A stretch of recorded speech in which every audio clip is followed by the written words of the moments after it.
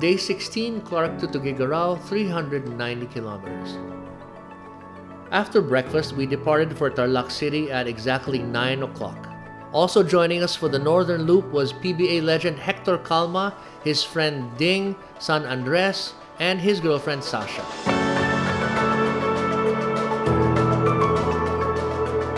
Arrived at 10 o'clock and had a quick photo op interview with Mayor Maria Cristina Angeles, knowing full well that we still had 350 kilometers more to go to get to Tuguegarao. Mayor Christie prepared food to go for the group to eat on the road. It was a short and sweet visit, Tarlac, and we will definitely come back for a longer stay. Thank you for including Tarlac City in your map. We appreciate it very much that you found the time to visit us kahit mabilisan lang, and we're very happy to show you around what our Tarlac City Plaza can offer you all. And we're thankful na with your group, in a way, mapupromote din ang Tarlac City. Makakasama kami sa mapa ninyo. And thank you din, nakasama si Adrian sa group na ito. And I can see and I can feel naman na talagang grabe ang ginagawa nyo to boost tourism here in our country. Mag-isa, Tarlac City!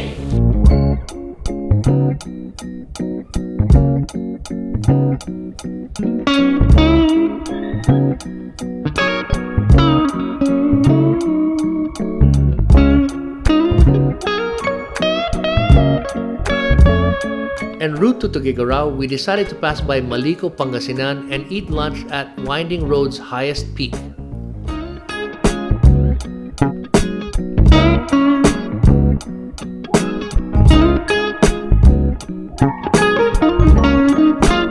Nestled at 1,675 meters above sea level, which is higher than Baguio City's 1,470, Malico has a cold and foggy climate with a relatively unspoiled environment. Its land area is just a fourth of Baguio's and is mostly covered with pine forests. Though navigating through Malico's sharp turns and steep slopes drove us crazy, it was totally worth it once we reached the highest point of the long and winding road.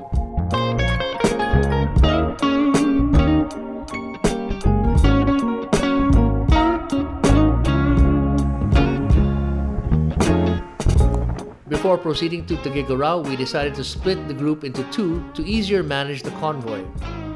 With the second group still finishing their lunch, the first group began their descent and soon found themselves in Nueva Vizcaya. 2 hours later, they entered the second biggest province in the country, Isabela.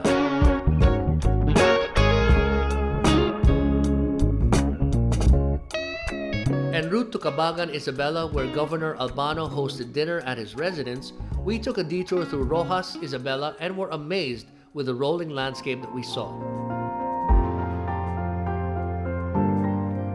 Hill after hill covered with green grass ran continuously for several kilometers. And before we knew it, we finally arrived at the governor's residence at 18:30. A couple of hours later, we were on our way to Las Palmas de San Jose, where we'll be spending the night in Tuguegarao. Too tired to check out our home away from home, we were surprised with how cozy Las Palmas was compared to the other hotels we stayed in during our travels. It's got that chill Mexican villa vibe that just makes you want to lay down by the pool, sip a cold cerveza, and take a long siesta after. Unfortunately, we still had over 700 kilometers to go to complete the loop with 3 days to go.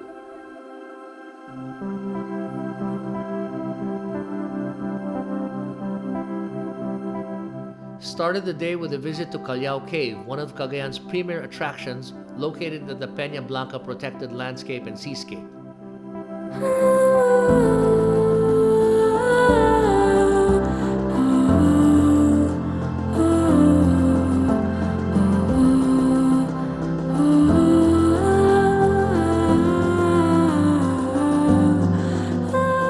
Made up of 7 chambers, Callao Cave's first chamber, which is the largest and boasts of a cathedral-like interior, has been converted into a chapel. To reach this amazing natural structure, visitors need to climb 184 concrete steps. Did you know that Callao Cave was visited by American Governor General Theodore Roosevelt Jr. in 1932? As a matter of fact, It was one of the earliest national parks of the country when it was established on July 16, 1935. Na-recover na si Tim.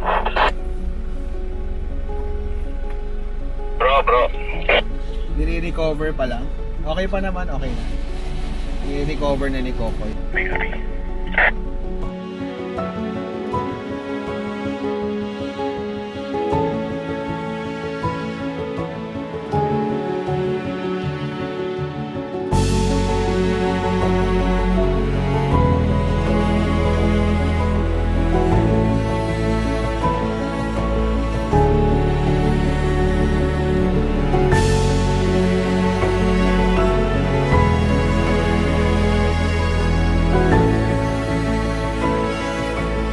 The first thing that comes to mind at the mention of Tuguegarao isn't a scenic spot.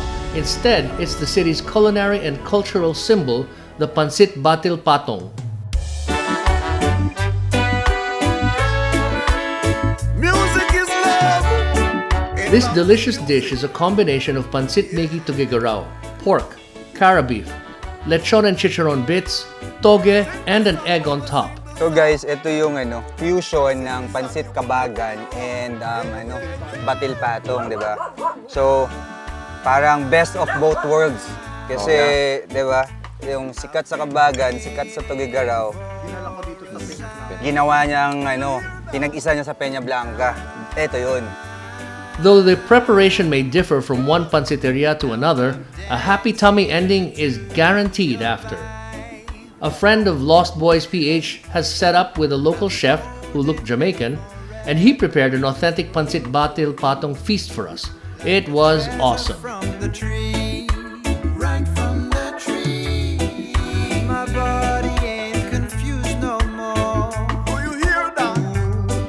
I'm looking at the sky, see the spark and singing out. After visiting Callao Caves on the morning of day 17, some members of Loop PH went to check out another scenic spot in Cagayan, the Bagao Blue Water Falls and Cave.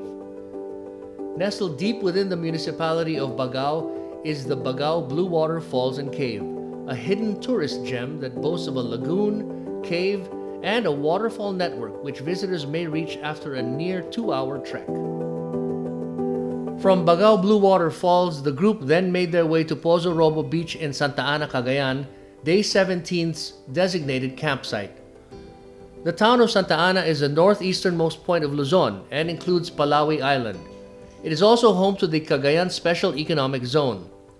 As a destination, Santa Ana is teeming with attractions such as waterfalls, islands, beaches, a centuries-old lighthouse, and campsites, all of which can be visited in a quick weekend trip. After setting up camp, we had a sumptuous seafood dinner courtesy of our friend and fellow looper, Aldous.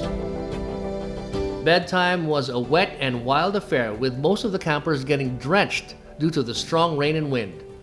Oh well, it's only a couple of days to go.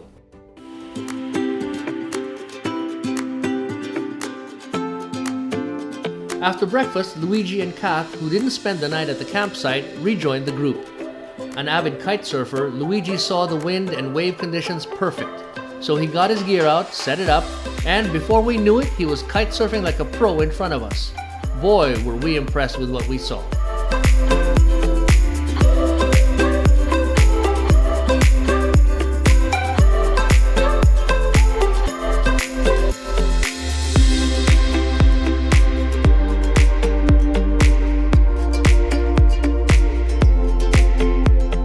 On our way to Lawag, we passed by Claveria, Cagayan, and had lunch at La Comedor, a newly opened restaurant that had an amazing view of the coastline.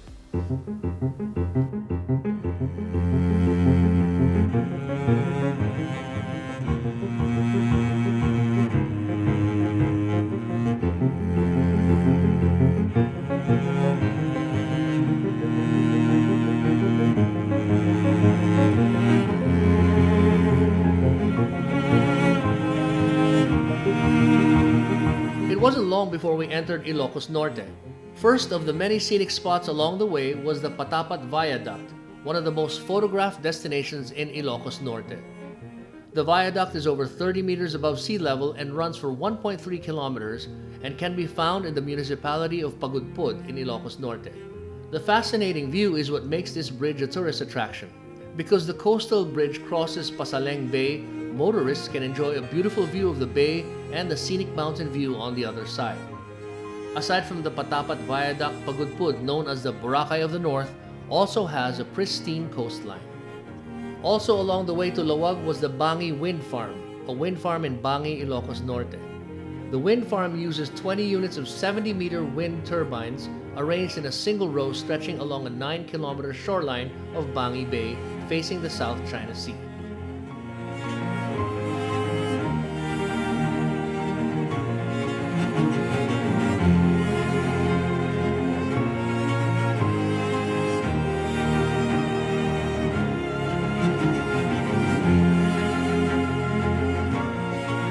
Finally reached Lawag, capped day 18 with a sumptuous dinner and advanced birthday celebration made up of popular Ilocano dishes hosted by fellow Loop PH participants Congressman Rudy G. Cesar Fariñas, Provinciano Ako Party List, and birthday boy Ilocos Norte Provincial Board Member Rodolfo Christian Jr. G. Fariñas III.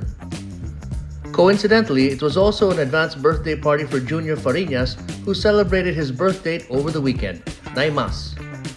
After the delicious dinner, some members of the group decided to go off-road driving in the Lawag sand dunes. Talk about second wind.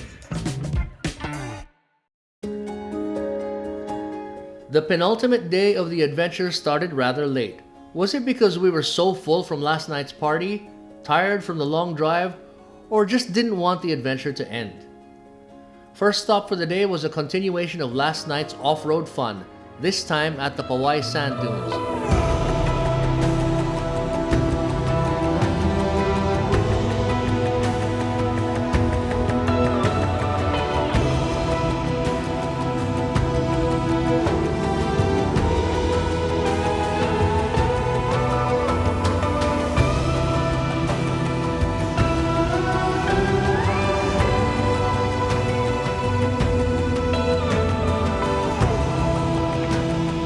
The group then drove to Vigan, Ilocos Sur for a late lunch. Founded in 1572, Vigan City is famous as a well-preserved Spanish colonial town. Because of its beauty and charm, it has been considered one of the 7 wonder cities in the world. Vigan is also famous for its delicious food and delicacies, one of which is empanada de Vigan, the one thing you shouldn't miss when you're in town.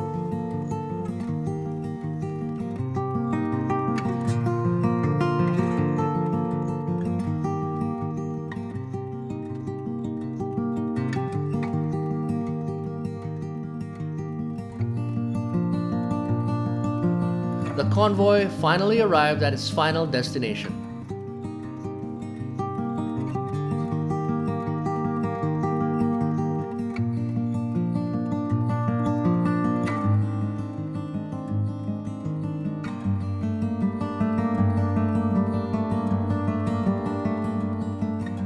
The mood was light, with the happenings of the past days fondly recalled.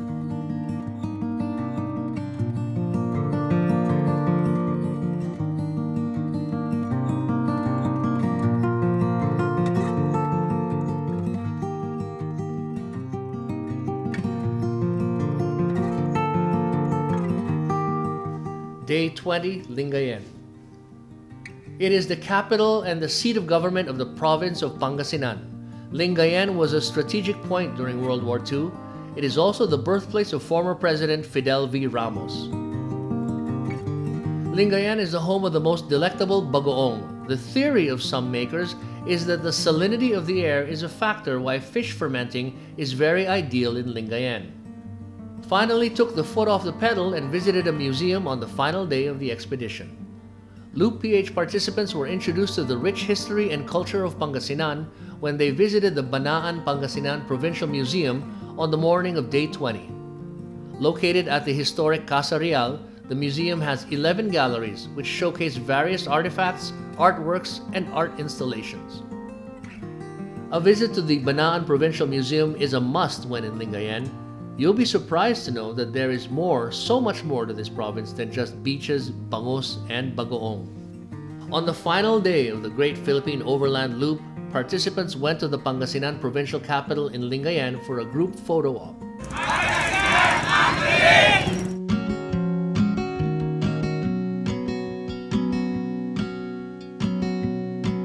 The group's final overnight venue and dinner were hosted by Lingayen's own looper Arnel Rosario, who, along with wife Leovi and Al, made sure it was a night to remember.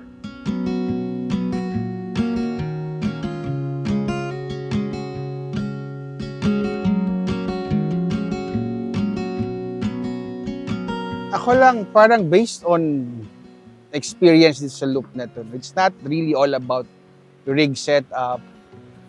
It's more on yun, pakikisama mo with your group mates, no, with your loop mates. I mean, dito kami pare-pareho ng gusto. We have different walks of life. May magaling mag-drive, may hindi marunong mag-drive. Pero sa akin, kay Arnel, I think you have to like keep the positive attitude. Parang ano lang, parang cool ka lang lagi. Chill. Diba? Chill lang, ano lang. That's what you call a perfect overlanding. Yes. Para sa, kasi at the end of the day, you stay in one camp, kayo magkakasama eh. Totoo.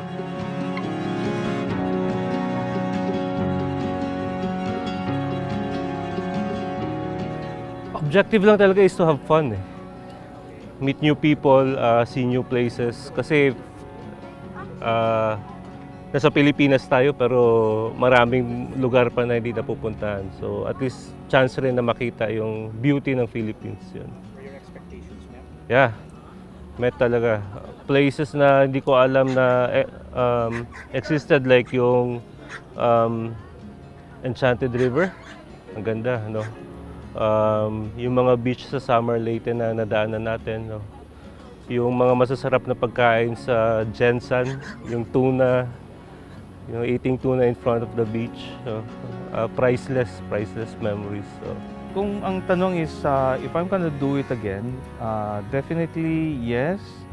Maybe I'll try to improve the setup of my rig.